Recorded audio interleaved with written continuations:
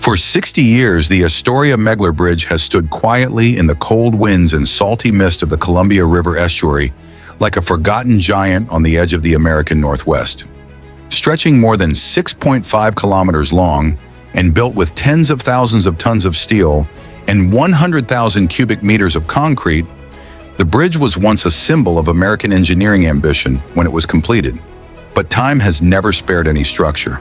After 6 decades of battling sea salt, the bridge's structural components began to deteriorate, and the entire structure entered a silent fight for survival. Instead of demolishing it completely, engineers chose to extend the life of this aging steel skeleton through years of continuous repairs. In today's video, join Mandarin Tech as we step into the quiet preservation battle behind one of the harshest bridges in the United States.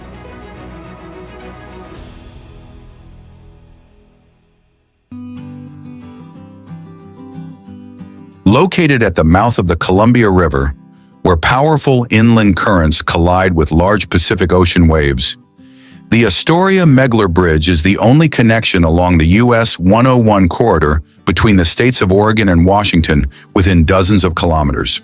Every day, thousands of vehicles cross the bridge, making it an irreplaceable link in the transportation network of the American Northwest coast. However, this very location also forces the bridge to operate in an extremely harsh environment, causing its steel structure to weaken over time. At the same time, traffic volume has continued to rise far beyond what the bridge was originally designed to handle. As a result, Astoria Megler is no longer just a functioning bridge, but a system constantly adapting in order to survive, where every engineering decision involves a trade-off between safety, cost, and the ability to keep the bridge operating continuously. Construction of the Astoria Megler Bridge began in 1962 and was completed in 1966. The bridge was built as a massive continuous steel truss system designed to cross the mouth of the Columbia River, an area known for strong currents, deep water, and constantly changing hydraulic conditions. The first stage of construction focused on foundation work in deep water conditions. The bridge piers were built directly in the river using construction methods designed for powerful currents, where erosion forces and water pressure forced engineers to use cofferdams and specialized foundation stabilization systems to secure the pier locations. This was the most critical phase because the entire steel truss structure above would depend completely on the accuracy and stability of these foundations. After the foundation system was completed, the steel structure erection process began. The steel truss spans were prefabricated in modules at factories, then transported to the construction site and assembled section by section.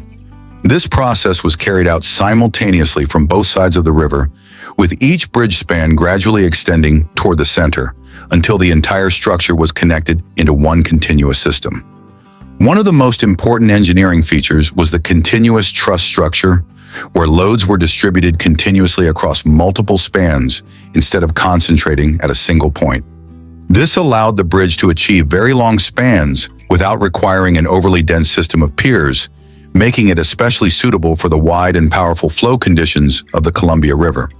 The entire construction process lasted more than 4 years and required precise coordination between onshore assembly operations, river construction work, and the transportation of steel components weighing thousands of tons.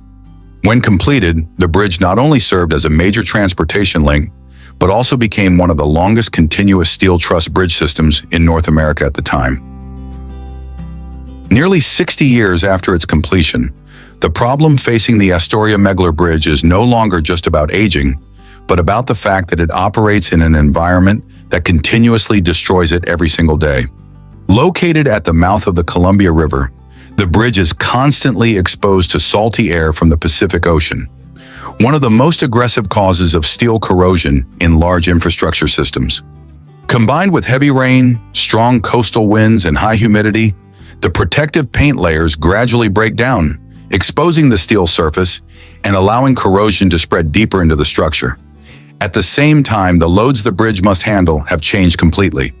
Current traffic volumes are far higher than what the bridge was originally designed for, while the size and frequency of ships passing through the area have also increased significantly.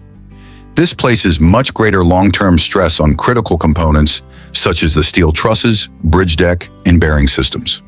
The issue is no longer just a single isolated point of failure, but the simultaneous deterioration of the entire structural system, pushing the bridge closer to the risk of collapse over time. The rehabilitation process was carried out by constructing fully enclosed containment systems around each work area, completely isolating the steel surfaces from the outside environment.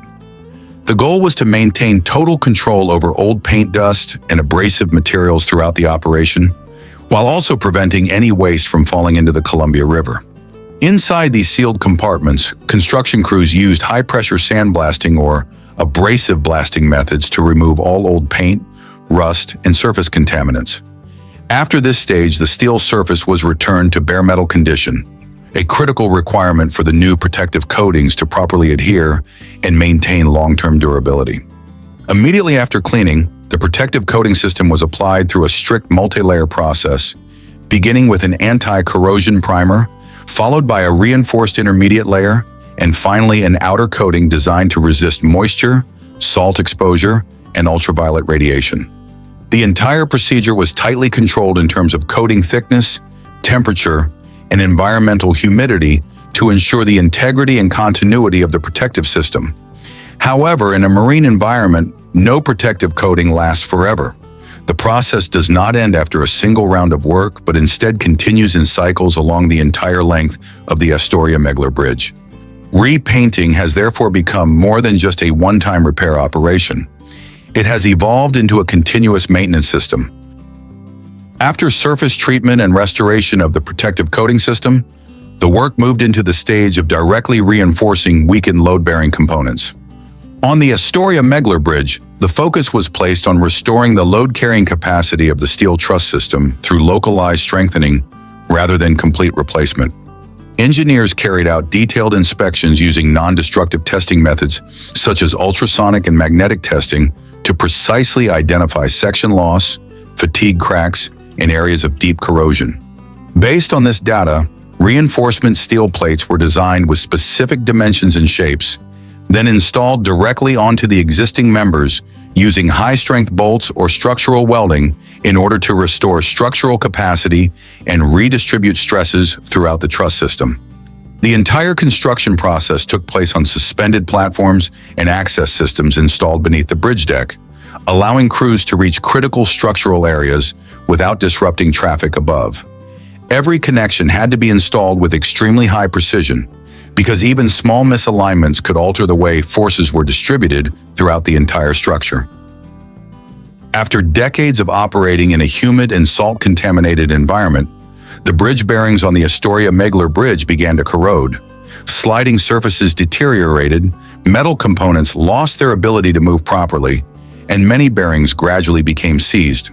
Once the expansion and contraction functions caused by temperature changes and traffic loads could no longer operate correctly, the entire truss system started developing secondary internal forces, increasing stress at connection points, and accelerating the deterioration of the structure. Under these conditions, bearing replacement became unavoidable. Engineers installed hydraulic jacking systems at the bridge piers, allowing them to slightly lift individual bridge spans by several millimeters in order to release the load from the old bearings. Once the pressure was removed, the damaged bearings were extracted and replaced with new units designed to handle modern load requirements and structural movement conditions. Every step of the operation was tightly controlled through carefully monitored load stages and displacement measurements to ensure the structure would not deform during the lifting process. After installation was completed, the new bearing system restored the bridge's ability to expand and contract properly, allowing structural loads to once again be distributed as originally intended by the design. In the next phases of rehabilitation, the Astoria Megler Bridge will undergo direct repairs on the bridge deck itself, the section crossed by thousands of vehicles every day. The existing roadway surface will be milled and removed in segments, then replaced with new materials offering improved waterproofing and higher load resistance, helping prevent saltwater from penetrating into the structural system below. At the same time, The bridge railings will also be upgraded to meet modern safety standards, particularly in terms of impact resistance. Alongside these upgrades, the drainage system will be improved by replacing collection channels and drainage pipes, ensuring that rainwater no longer accumulates on the bridge surface. Controlling water flow is critically important because standing water is one of the main factors that accelerates corrosion deep inside the structure. All of these rehabilitation works will be carried out in carefully planned stages, allowing the bridge to remain operational throughout the entire upgrade process. The maintenance cost of the Astoria Megler Bridge is not contained within a single project, but instead divided into multiple phases and separate rehabilitation programs. Work such as steel cleaning and repainting has already consumed tens of millions of dollars, while bearing replacement and localized structural reinforcement, although smaller in scale, still requires substantial funding due to the complexity of working conditions.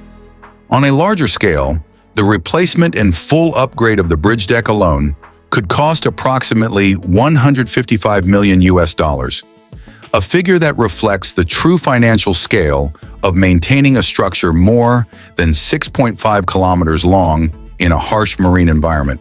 And that is only one part of the overall rehabilitation effort still required. What makes the situation even more significant is that these expenses do not occur only once. They repeat in cycles over many years.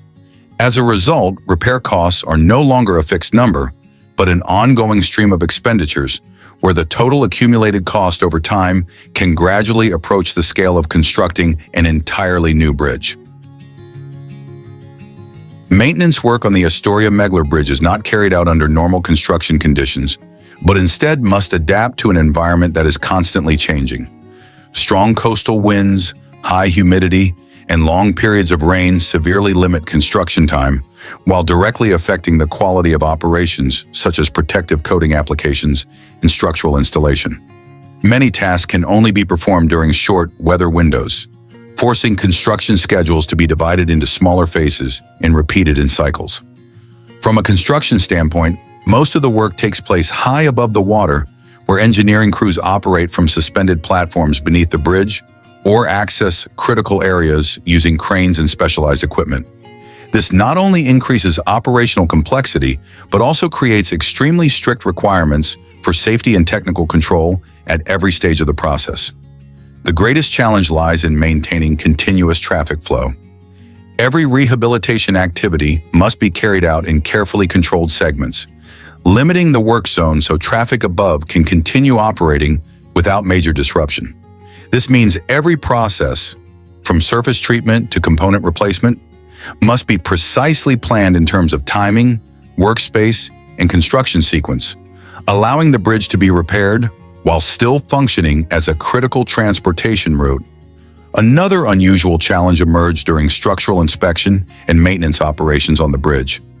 More than 6,000 pairs of cormorants have settled directly on the steel truss system, turning large portions of the structure into a permanent nesting area.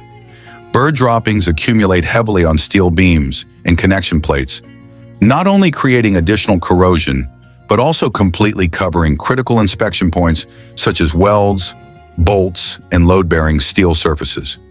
This makes access and structural evaluation far more complicated, because entire sections must first be cleaned and environmentally treated before non-destructive testing or repair work can begin.